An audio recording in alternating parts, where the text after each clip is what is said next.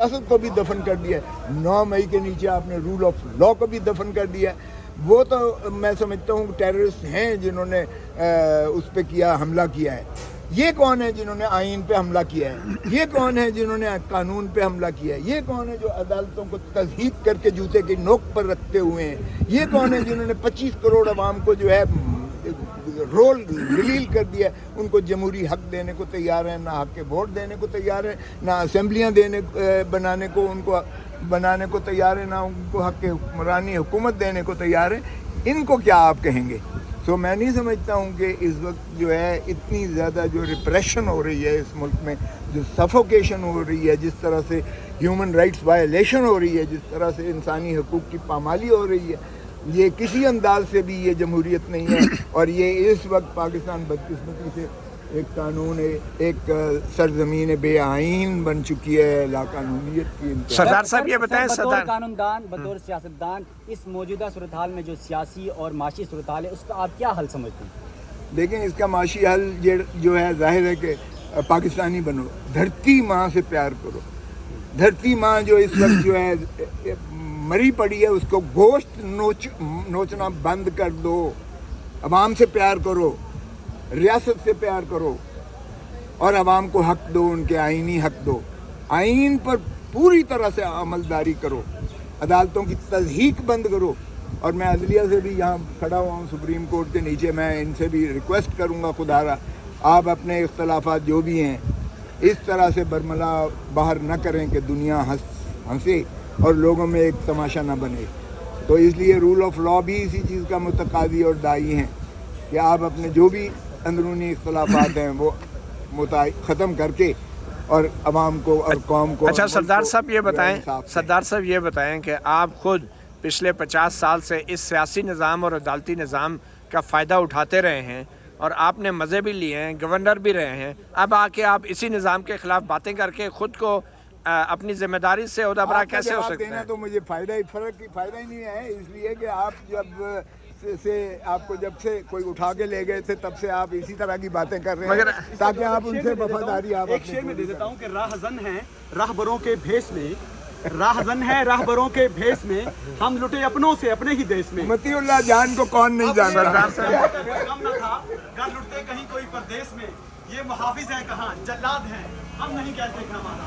अच्छा सरदार साहब आप बताया नहीं आपने सर, आप अपने आप को अलग कैसे कर सकते हैं? आप खुद जिम्मेदार हैं सारी सूरत हाल की। ऐसी हरकतें मेरे साथ सुन लो, मैंने कभी वो नहीं किया, ना गुस्सा में करता हूँ, ना मुझे ज़रूरत है। मैंने इस मुल्क की खिदमत इबादत समझ के इबादत समझ के की, इसलिए मुझे आपके किसी सर्टिफिकेट की ज़रूरत नहीं। आपने कहा मज़े उठाए, तो आपकी जिम्मेदारी भाई साहब सुन लो, जो मज़े उठाने की बात करते हो, मेरा बैंक बैलेंस ड्रेन हो गया था। 40,000 मुझे एज अ गवर्नर तनख्वाह मिलती, अब मेरी 18,000 पेंशन है गवर्नर की। आपको पता है मैं महंगा तरीन वकील हूँ पाकिस्तान का, नंबर 1। नंबर 2, अगर आप कहते हैं कि ये जो तनख्वाह थी एज अ फेडरल मिनिस्टर, तो मैंने 10 दफ़ा इस्तीफ़ा दिया कि मेरा 75,000 में गुजारा नहीं हो सकता। जरदारी साहब ने कटर रखा हुआ था, उसमें मुझे किया। तो ये मज़े लेने वाली बात खुदारा ना करो। आपकी जिम्मेदारी तो है ना, इस निज़ाम की जो तबाही मची है उसमें आपने अपना किरदार नहीं अदा किया, आपकी पार्टी ने किरदार नहीं अदा किया। आज आप पार्टी से अलग हो के अपने आप को बड़ी कर रहे हैं। नहीं हूँ मैं, अलग बिल्कुल नहीं हूँ। किसने कहा मैं पार्टी से अलग हूँ? मैंने तो कहा मैं खून से बेवफाई का तसव्वुर भी नहीं कर सकता। मैं हूँ पीपल्स पार्टी, और पीपल्स पार्टी भुट्टो की पार्टी, बेनज़ीर की पार्टी, उन्होंने जो कुर्बानियाँ दी हैं, जानों के नजराने दिए हैं भाईजान, जानों के नजराने दिए। मैं उनके मिशन पे आज भी कायम और सर आप भाई को इमरान खान का फॉलोअर कैसे बन गया? किसी ने कहा? एक बात बताएं, कॉन्स्टिट्यूशन की किसी एक प्रोविजन को आइसोलेशन में देखा जा सकता है? नहीं, बिल्कुल आप आइसोलेशन में देख रहे हैं। कौन सा मसलन? आप कह रहे हैं कि 90 डेज का मतलब ये है कि अगर बीच में सिर्फ 4 माह का फर्क हो तो आप उस मेजोरिटी वाले सूबे में इलेक्शन करवा देंगे और वो प्रिवेल करेगा पूरी कंट्री में। कहाँ रहेगी शफाफ इलेक्शन की प्रोविजन? देखें, अच्छा एक और आप माशाल्लाह आपसे बहस करने का फायदा इसलिए नहीं है कि आप आइन को देखें। जरा सुन लो, 1 मिनट सुन लो। आइसोलेशन की बात नहीं है भाईजान, आपने आइन में ही रखा कि अगर जो है तहलील قبل از وقت ہوگی، یعنی 5 سال مکمل گزارنے سے پہلے آپ تحلیل کریں گے تو اس میں 90 دن میں الیکشن ہوگا. اگر آپ مکمل ہوگا تو 60 دن. سن لیں 60 دن.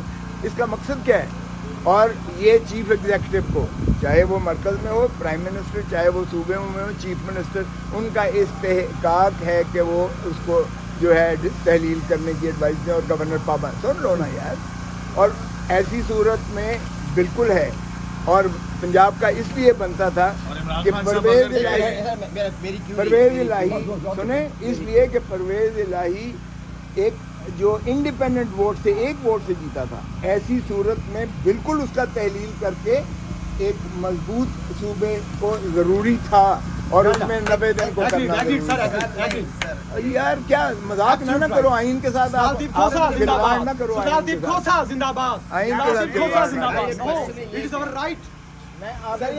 کیا یہ کانسٹیٹیوشن پروویژنز کے تحت ٹرولی ڈیسالو ہوئی تھی؟ whether it was got dissolved by the CM or by the members of the provincial assembly or at the behest of a person who was sitting outside. Chief minister نے کروائی. That was against the spirit of constitution. آپ جو مرضی کہتے رہیں، یہ پرویز الہی نے کبھی ایک بات، دوسری بات، ہول پرسپیکٹو میں دیکھتے ہیں کانسٹیٹیوشن کی اپلیکیشن کو یا آئسولیشن میں دیکھتے ہیں. اگر آپ قرآن کو نہ دیکھیں نا پرسپیکٹو میں تو آپ کفر کر بیٹھیں گے. میں آپ کو مثال دوں. یار جاہلوں والی باتیں نہ کرو، اور سن لو جاہلوں والی بات کرو. دیکھیں شہید ہونے پر الیکشن ہوئے تھے نہیں ہوئے تھے. او بھائی کبھی پرویز الہی نے کہا، کبھی پرویز الہی نے کہا ہے گورنمنٹ کو سپریم کورٹ نے کہا تھا غلط توڑی، الیکشن ہوئے تھے نہیں ہوئے تھے. ودن دا گیون پرسپیکٹو ڈیسائیڈ کرتی ہے. اچھا بینظیر بھٹو کی شہادت پہ تو الیکشن ڈلے ہوئے تھے، وہ آئین کی خلاف ورزی نہیں تھی.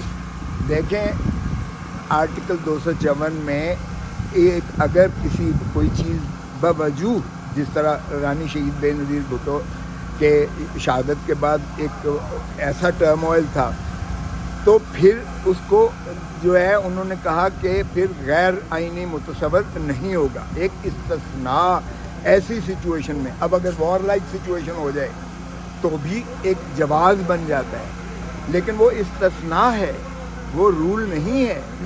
یہاں تو الیکشن کمیشن نے کہا کہ ہم تیار ہیں الیکشن کروانے کے، یہ پیسے دے دیں اور یہ ہمیں جو ہے پرسنل دے دیں یا لا اینڈ آرڈر کے دوسرے دلائل بھی دیے. چلیں اب یہاں آپ دیکھیں 245 لگا کے آپ نے ساری آرمی تو سویلین پاکستان میں تو ساری دے دی، لیکن آپ الیکشن کے لیے دینے کو تیار نہیں ہیں. پیسہ باقی ساروں میں تو آپ نے 60 ارب یہاں دیا، 80 ارب وہاں دیا، لیکن آپ 21 ارب یا 20 ارب آپ الیکشن کے لیے جو ہے بہانہ ڈھونڈ کے آپ وہ اس کے پیچھے چھپ رہے ہیں. او بھائی الیکشن کرواؤ، عوام کا جمہور کا حق ہے، دودھ کا دودھ پانی کا پانی ہوگا. آپ نے الیکشن نہ کروانے کے لیے آئین کو توڑ دیا، ریاست کو توڑ دیا، عوام کو دھکیل دیا، پاکستان کو تباہ کر دیا. آصف زرداری کا اس سے تعلق ہی نہیں ہے، کیونکہ الیکشن کروانے میں 5 ہوتے ہیں. نمبر 1 وزیر خزانہ اسحاق ڈار پاکستان مسلم لیگ نواز، وزیر داخلہ رانا ثناء اللہ مسلم لیگ نون، وزیر دفاع خواجہ آصف مسلم لیگ نون، وزیر انصاف قانون اعظم نذیر طاہر مسلم لیگ نون، اور پرائم منسٹر مسلم لیگ نون. تو آپ کی پارٹی الگ کیوں نہیں ہو جاتی؟ بھائی صاحب آپ کو اگر کرنا ہے تو آپ کریں پلیز. سر آپ نہ تو میڈیا پرسنل ہے اور نہ ہی میرے آپ ایڈوائزر ہیں، نہ مجھے ضرورت ہے. سر آپ کی پارٹی حکومت سے الگ کیوں نہیں ہو جاتی؟ آپ کچھ اور بات کر رہے ہیں، آپ کی پارٹی میں نے کہا ہے ہمارے لیے اسپیس ہے. میں نے یہ مشورہ بھی دیا، میں نے کہا بھی ہے، اور آج بھی میں کہتا ہوں جتنی جلدی Pakistan Peoples Party Pakistan P D M سے علیحدہ ہو یا حکومت سے، پی ڈی ایم کا تو اب بھی حصہ نہیں ہے، جتنی جلدی علیحدہ ہوگی اتنا ہی ہمارے لیے الیکشنز میں زیادہ اسپیس اور اسکوپ بنے گا.